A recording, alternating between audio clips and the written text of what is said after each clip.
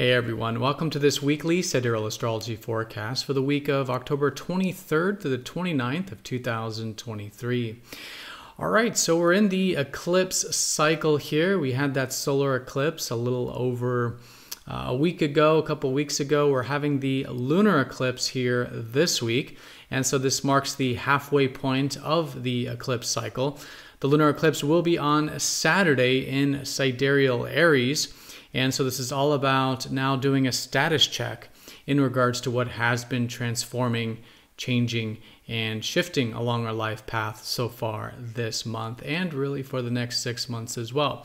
So this is really where the concentration of energy is around Saturday over the weekend. We do have the Sun trining Saturn on Tuesday early in the week. So there's a bit of support from Saturn this week. Maybe good for some productivity, maybe things that require commitment or responsibility. Nice to see that harmony there. But the real concentration is over the weekend with that lunar eclipse. So again, it is the halfway point. It's a good time to do a status check. How has the past couple weeks been going? What are some shifts and changes that we can make in order to further this life path energy? And in the context of Aries, it's all about bringing to the surface how we can take perhaps more initiative, more proactivity, and more of that independent approach to life. The lunar eclipse will be conjunct Jupiter, so there's expansive and perhaps seeing things from a different perspective, maybe even some opportunities with this one as well. And it will be opposite up to Mercury and Mars, maybe adding to the fiery energy with Mars and perhaps some things to understand or work with mentally with this one as well. All right, so let's go and take a look at all of this here in more detail when we return.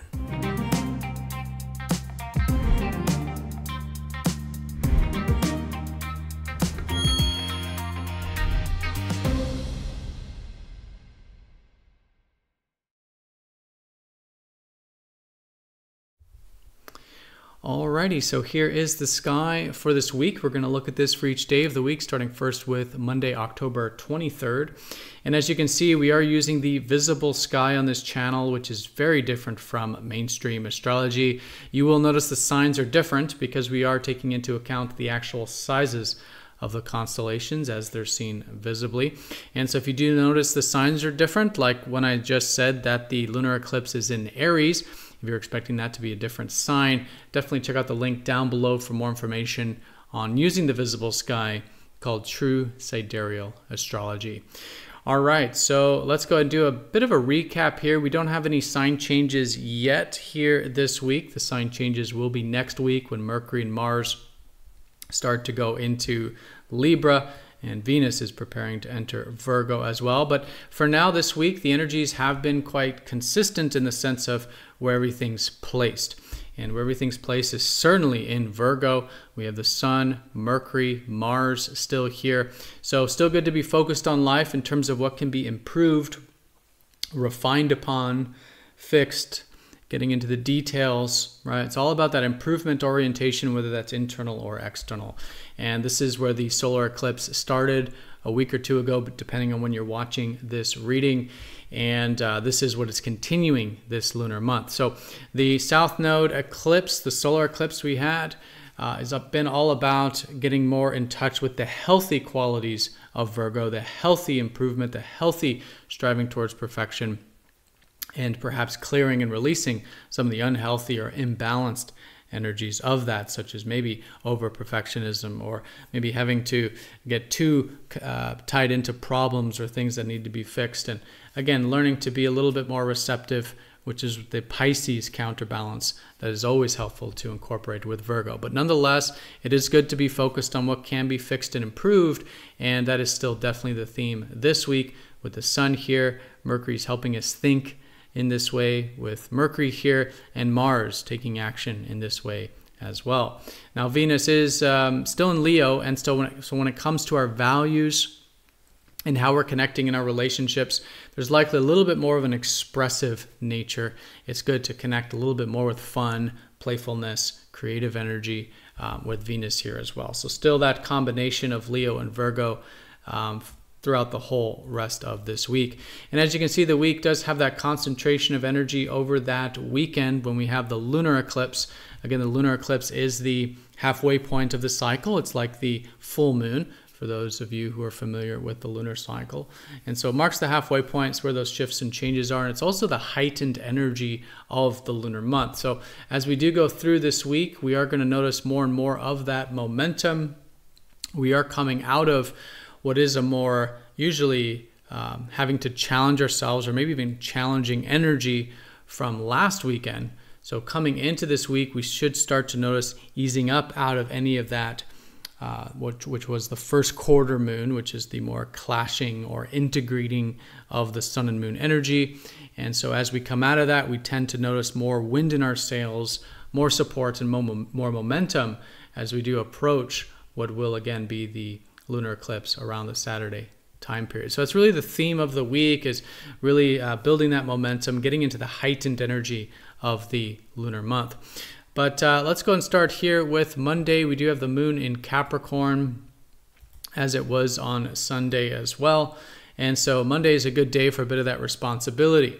And I would say it's probably really the case for this whole early part of the week anyways, because we do have this nice trine between the sun and Saturn, really concentrated around Tuesday, and we could say could probably go into Wednesday as well. So Capricorn as well as Saturn are all about seeing the long-term view and how can we take that more patient and responsible approach to things. So it's good to do that. It can be very beneficial for things that require either productivity or an achievement-oriented mindset, like we might think of, achievements or career, but even in personal life, it could be good for commitment and those responsibilities, even personal or family responsibilities, for example, or spiritual discipline and work. So it's good to take that slow and steady approach, incorporate some of that discipline, some of that responsibility. We've definitely got the support to do it with the sun trine Saturn, and it's just good usually to do that when the moon is here, as we have the moon in Capricorn on Monday.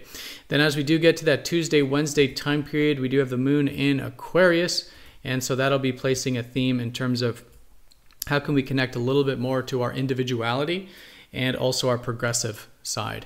So Aquarius is all about connecting more to that unique spark that we are, that uniqueness, and letting that out, but usually towards contribution.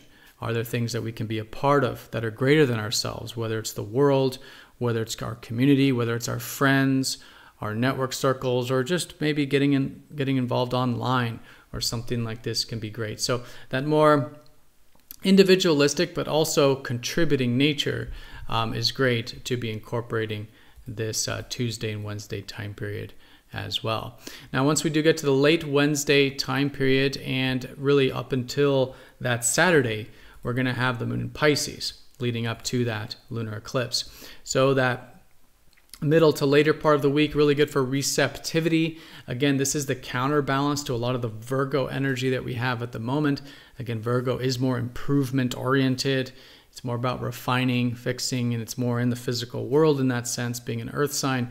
And Pisces is the very spiritual and emotional and water sign. And so what always counterbalances a lot of that perfection and improvement is more receptivity, more willingness to go with the flow, more willingness to connect with our soul and our emotions and our intuition.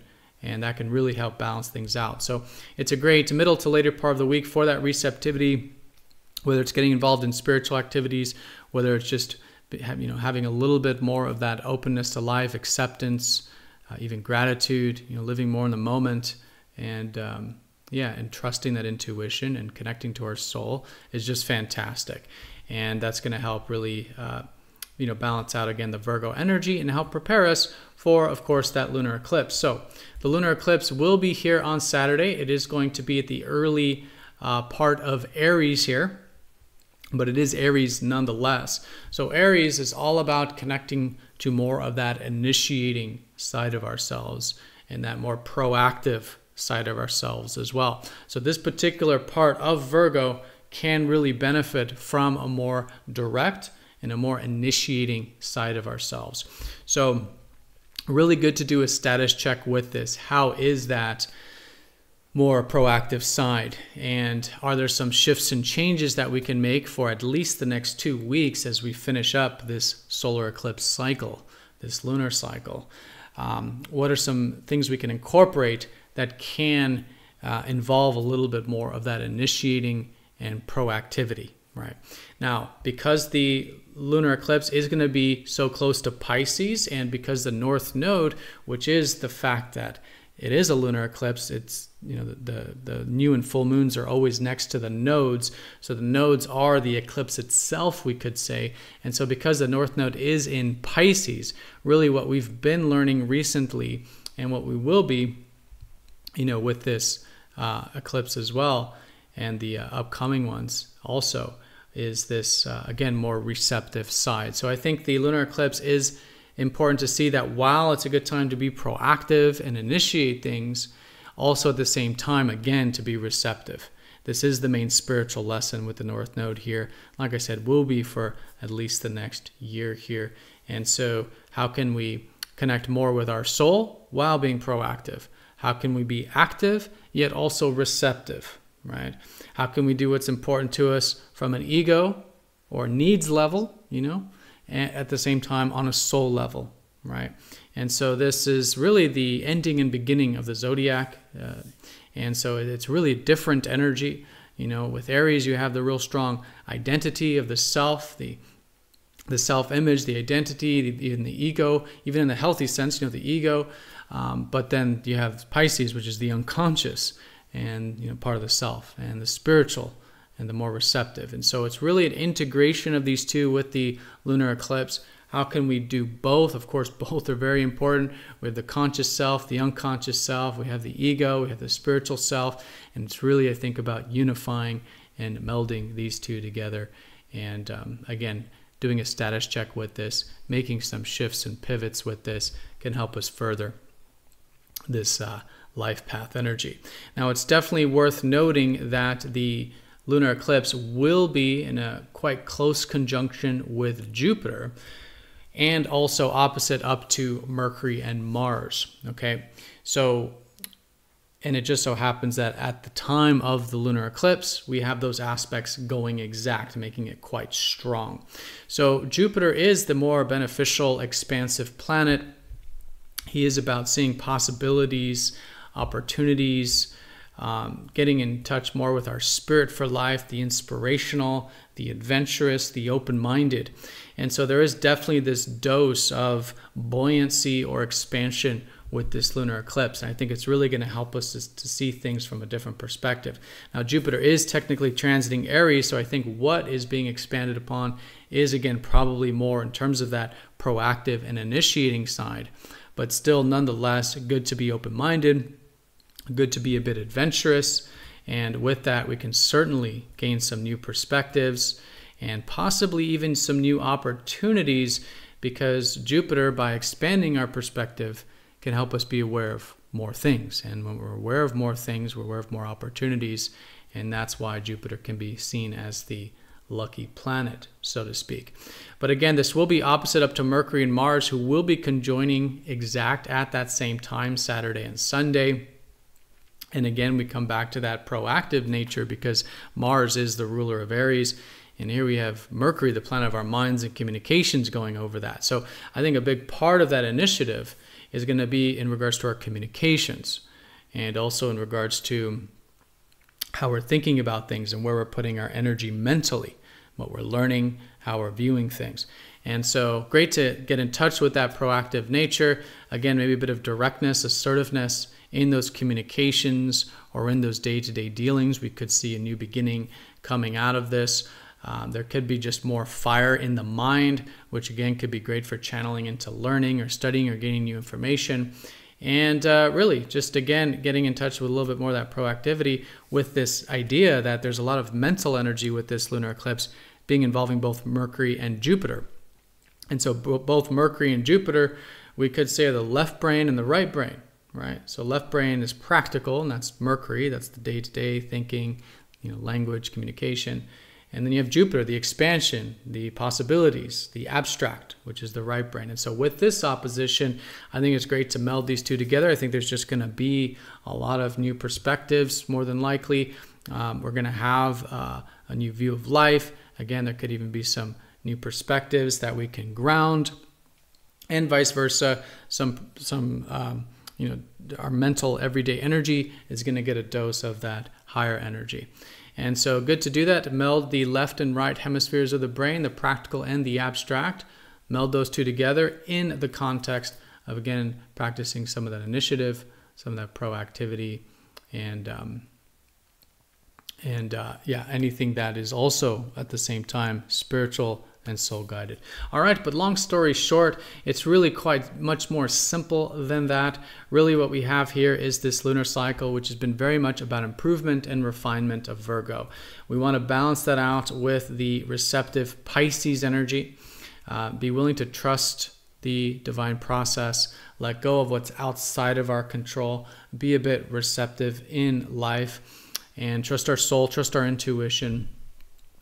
And that's going to help balance out a lot of the more detail-oriented day-to-day energies of Virgo.